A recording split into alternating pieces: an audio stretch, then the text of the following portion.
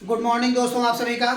जैसा कि हम लोगों ने कल के क्लास में कृषि एवं पशुपालन के क्वेश्चन का अध्ययन किया था, आज हम बात करेंगे नहर एवं बांध पर, नहर तथा बांध पर, जो कि यह अगर हम कहें कि एग्जाम से दृष्टि से बहुत ही महत्वपूर्ण है और यहाँ से बहुत सारे क्वेश्चन पूछे भी गए हैं।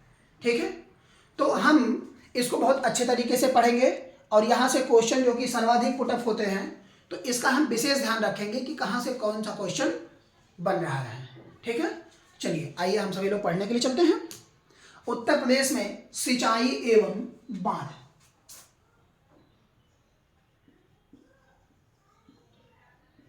सिंचाई एवं बांध, ठीक है, ये हम लोग पढ़ेंगे, नेक्स्ट चैप्टर हम लोगों का। ठीक है, और इसमें हम सबसे पहले जो पढ़ेंगे वो है सिंचाई।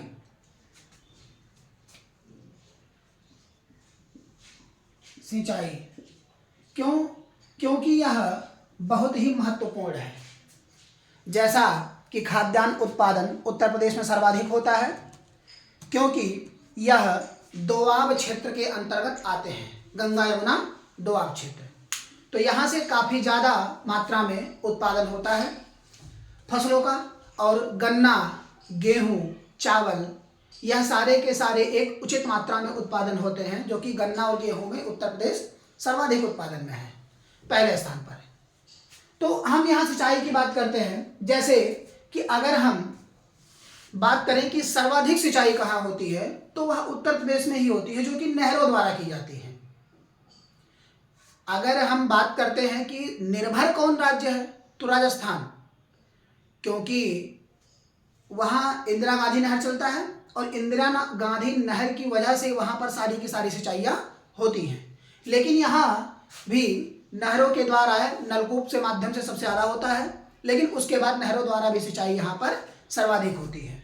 ठीक है, तो अगर हम बात करें कि सर्वाधिक सिंचित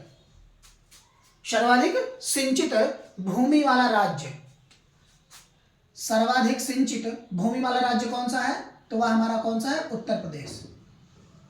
उत्तर प्रदेश, ठीक है, सर्वाधिक सिंचित वाला राज्य। कितना प्रतिशत, तो मैंने कहा कितना प्रतिशत, तो अभी प्रतिशत कहा ना, तो प्रतिशत में यह क्वेश्चन डाइवर्ट हो जाएगा। प्रतिशत में आप कहा जाएगा पंजाब।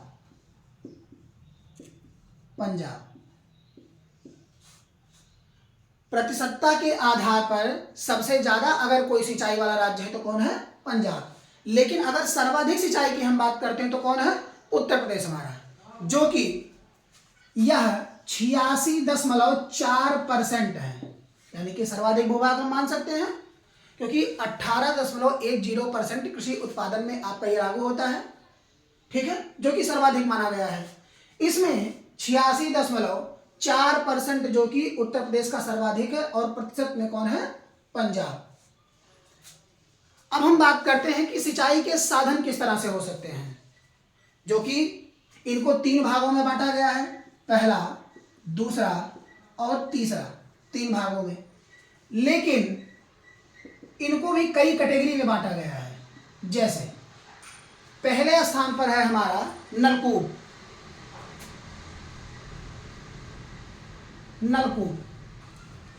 जो कि सर्वाधिक है। उसके बाद है नहर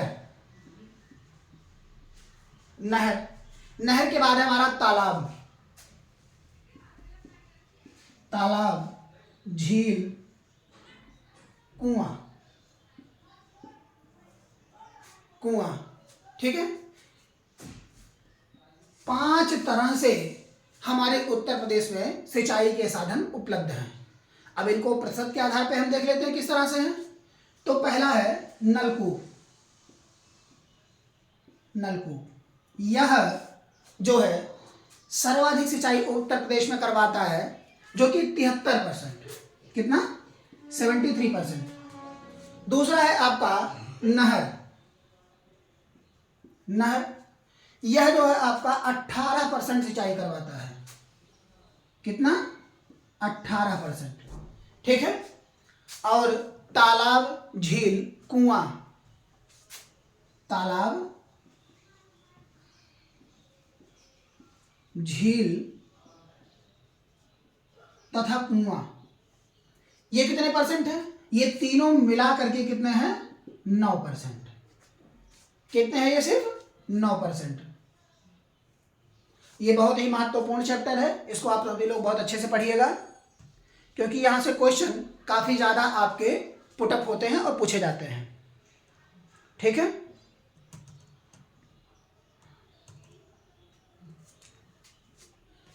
अब अगर हम पूर्ण उत्तर प्रदेश की बात करते हैं, यानी कि पूरे यूपी का, तो पूरे यूपी में, ठीक है, पूर्वी उत्तर प्रदेश में ज्यादा सिंचाई ना हो करके पश्चिमी उत्तर प्रदेश में इस सिंचाई के साधन ज्यादा उपलब्ध हैं। किसमें? पश्चिमी उत्तर प्रदेश में। पश्चिमी उत्तर प्रदेश में सर्वाधिक सिंचाई के साधन उपलब्ध हैं। ठीक है। अब हम एक एक जिला स्तरीय बात कर लेते हैं कि कौन सबसे ज्यादा, कौन सबसे कम है। तो उत्तर प्रदेश में सर्वाधिक नहरें पश्चिमी उत्तर प्रदेश में पाई जाती हैं, क्योंकि पश्चिमी उत्तर प्रदेश सर्वाधिक सिंचाई के ऊपर प्रयुक्त होता है। बाकी नलकूप में अगर हम बात करेंगे तो पूर्वी उत्तर प्रदेश की हम बात कर लेते हैं, उसमें ज्यादा होता है। लेकिन अगर हम बात करें कि सर्वाधिक नलकूप के द्वारा सिंचाई होती कहाँ है, नलकूप से सर्वाधिक सिंचाई उत्तर प्रदेश के किस क्षेत्र की होती है? तो जो मैदानी भाग हैं, मैदानी भाग, इन मैदानी भागों की सिंचाई नलकूप द्वारा ज्यादा की जाती है उत्तर प्रदेश में। ठीक है। तथा नहरों की संख्या की अगर हम बात करेंगे कि नहर की संख्या सबसे ज्यादा उत्तर प्रदेश में किस जिले में है, तो वह है रायबरेली में। कहाँ है? रायबरेली। सर्वाधिक नहर कहाँ पाई जाती हैं? रायबरेली में। ठीक है। सबसे पहला नलकूप जो उत्तर प्रदेश में लगाया गया था, यूपी में जो सबसे पहला नलकूप लगाया गया था, वह 1930 में मेरठ में लगाया गया था। कहां पर? 1930 में मेरठ में सबसे पहला नलकूप लगाया गया था। ठीक है। अब हम बात करते हैं कुआं, जो कि 9% की सिंचाई के अंतर्गत आता है। तो कुएं वाला क्षेत्र जो है वह कौन सा क्षेत्र है जहां कुएं द्वारा सर्वाधिक सिंचाई की जाती है? ठीक है। तो यह है तराई क्षेत्र। तराई क्षेत्र, और तराई क्षेत्र के अंतर्गत कुएं से सर्वाधिक सिंचाई की जाती है, सर्वाधिक सिंचाई की जाती है। ठीक है। तालाब द्वारा सिंचाई कहां होती है सबसे ज्यादा? यह होती है पठारी क्षेत्र में। कहां? पठारी क्षेत्र। और पठारी क्षेत्र में भी जब सबसे ज्यादा कहां, तो वह है बुंदेलखंड बघेलखंड क्षेत्र। बुंदेलखंड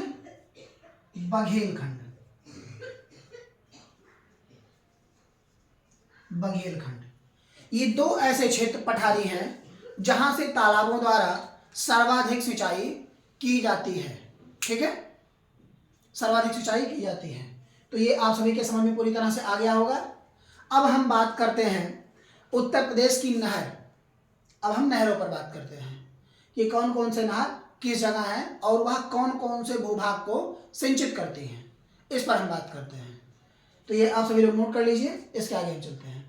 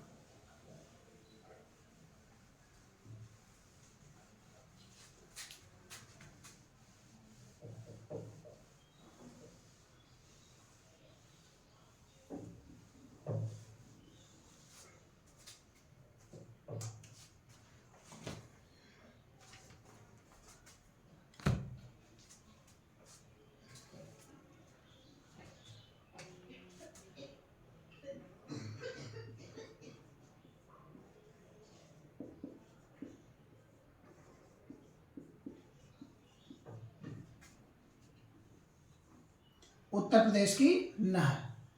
हम अभी इसी पर ही बात करने वाले हैं।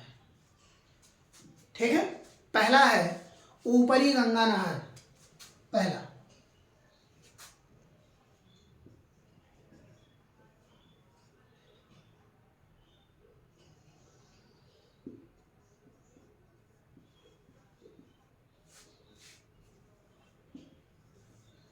ऊपरी गंगा नहर। ठीक है, इसका उद्गम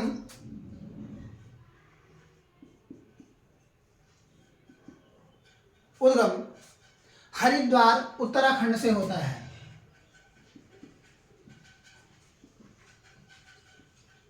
यूके, हरिद्वार यूके उत्तराखंड।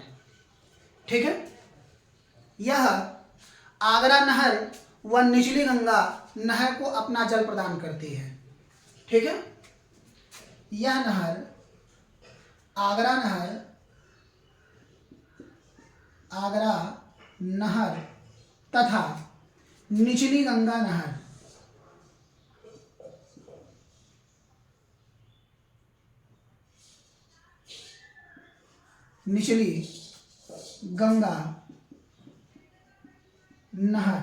इन दोनों को यह अपना पानी प्रदान करती है।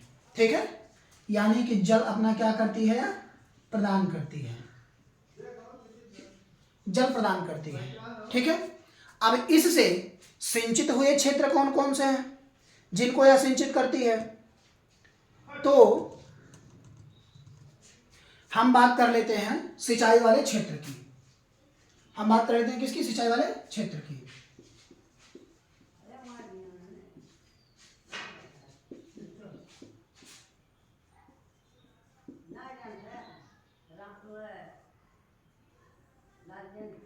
सिंचाई वाला क्षेत्र पहला है सहारनपुर,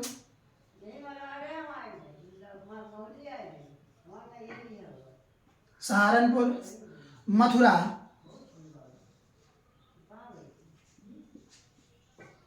एटा,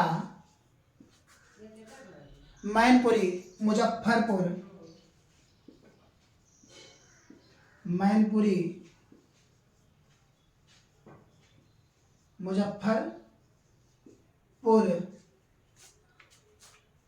मेरठ, बुलंदशहर,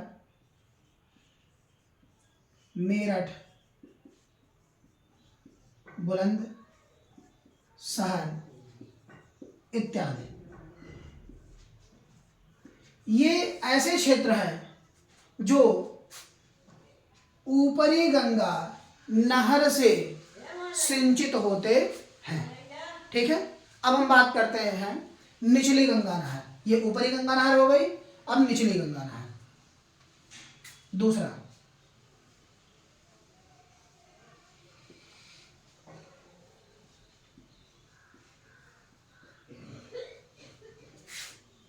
निचली गंगा नहर। तो आधे क्वेश्चन तो आपको देखते ही पता चल गया होगा कि क्या होगा।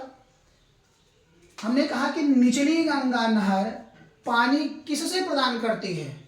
तो ऊपरी गंगा नहर से। इसका उद्गम कहाँ है? हरिद्वार उत्तराखंड से। ठीक है, यह नहर 1878 में बनी। कब बनी? 1878 में। 1872 में इसका निर्माण कार्य प्रारंभ हुआ। यानी कि हम कह सकते हैं सीधे 1872 ईस्वी में प्रारंभ हुआ। तो यह बन करके पूर्ण कब हुआ? 1878 में समाप्त हुआ। 78 ईस्वी में समाप्त हुआ। ठीक है, 1878 में समाप्त हो गया। अब इसके उद्गम की हम बात कर लेते हैं। तो इसका उद्गम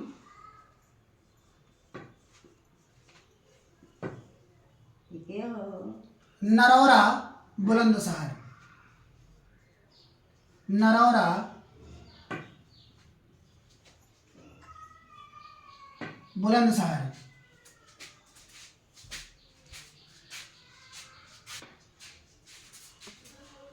तो इसका उद्गम कहाँ है? नरौरा, बुलंदशहर। ठीक है। अब इसके सिंचाई वाले क्षेत्र कौन से हैं, यानी कि कौन से क्षेत्र इससे सिंचित होते हैं, तो वह है आपका अलीगढ़, फिरोजाबाद,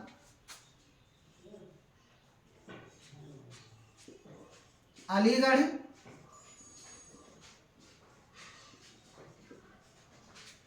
फिरोजाबाद, अलीगढ़, फिरोजाबाद, कानपुर, कानपुर, ये इसके मुख्य क्षेत्र हैं जिससे निचली गंगा नहर इनको सिंचित करती है। ठीक है। तो यहां तक आप सभी के समझ में आ गया होगा, कोई दिक्कत नहीं होगी, यहां तक कंप्लीट हुआ। अगला है शारदा नहर। अगला कौन सा है, शारदा नहर। ठीक है। यह तीसरा है आपका, यह आपका पहला, ये दूसरा, तो इसको आप नोट कर लीजिए, उसके आगे हम लोग आगे की तरफ चलते हैं। ठीक है।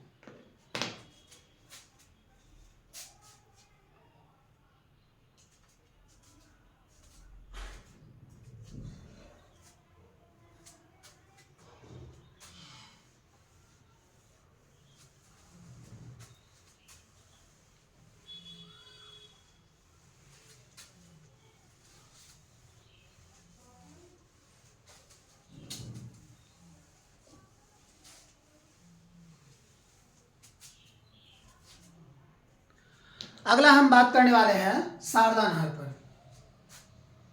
यह है आपका तीसरा।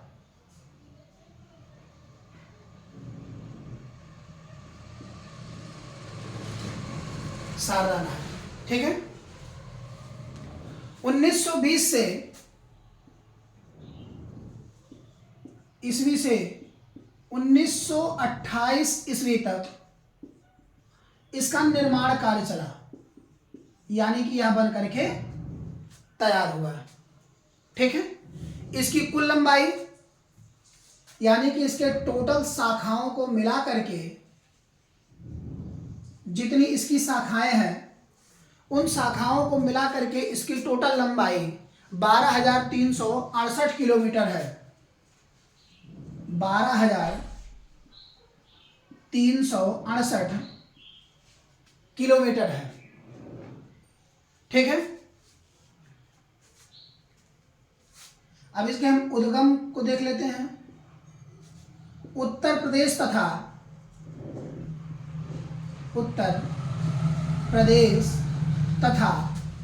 नेपाल, उत्तर प्रदेश तथा नेपाल की सीमा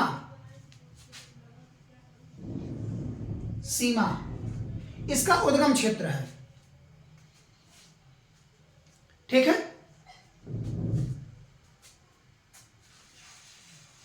इसका जो स्थान है, वह है वनवाम या वनवामा,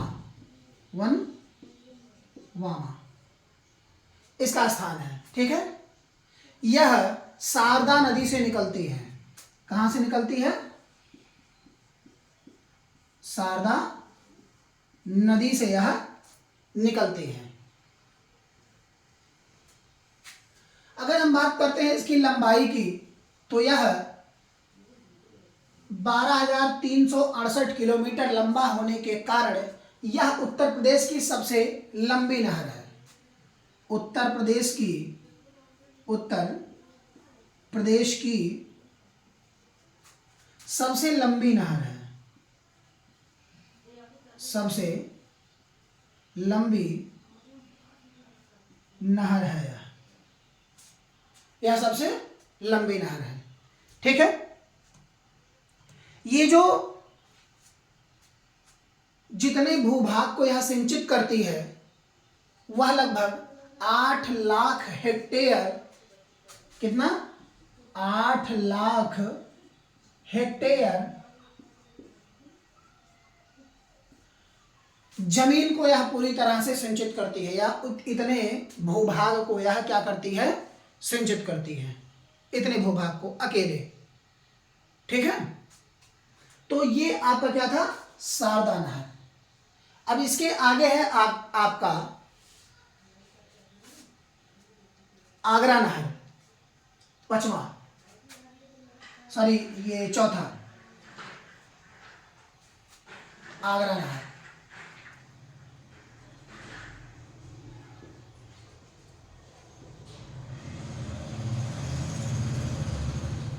आगरा नहर, ठीक है। इसका उद्गम दिल्ली के ओखला से यमुना नदी से होता है। उद्गम दिल्ली ओखला से यमुना नदी, यमुना नदी से इसका उद्गम होता है, ठीक है। इसका निर्माण 1874 में हुआ था, 1874 ईस्वी में हुआ था, ठीक है। यह एक अंतरराज्यीय नहर है। क्या है यह, एक अंतरराज्यीय नहर, अंतरराज्यीय